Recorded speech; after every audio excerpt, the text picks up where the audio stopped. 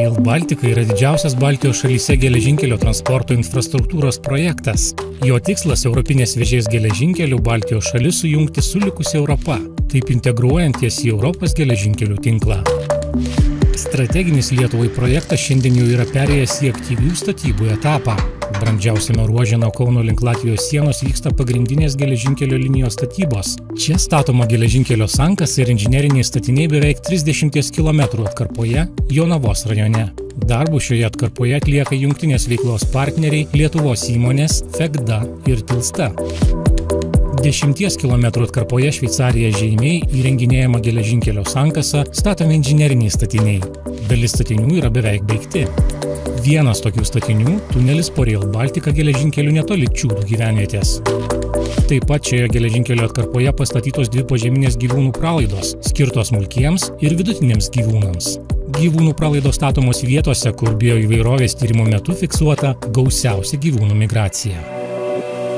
Tiesiant naują geležinkelį įrengiami tiltai per upes, kurie pritaikomi ir gyvūnų migracijai. Vienas tokių statomų tiltų atkarpoje Šveicarija Žeimiai – tiltas per Lankesos upę. Jonavos rajone intensyviai vyksta ir daugiau nei 100 metrų ilgio geležinkelio viaduko statybos darbai. Šis viadukas statomas virš valstybinės reikšmės kelio ir esamo geležinkelio ruože Jonava-Kėdainiai. Infrastruktūros statiniams šiame 10 km ruože prireiks apie 2,5 tūkstančių tonų armatūros, 25 tūkstančių kubinių metrų betono.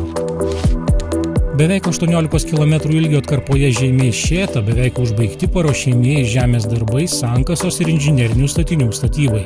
Nukasamas juodžemio sluoksnis. Taip ruošiamas pagrindas geležinkelio sankasai bei kitai geležinkelių reikalingai infrastruktūrai. Rangovai FEGDA ir Tilsta beveik 30 km atkarpoje atliks darbų už 165 milijonus eurų.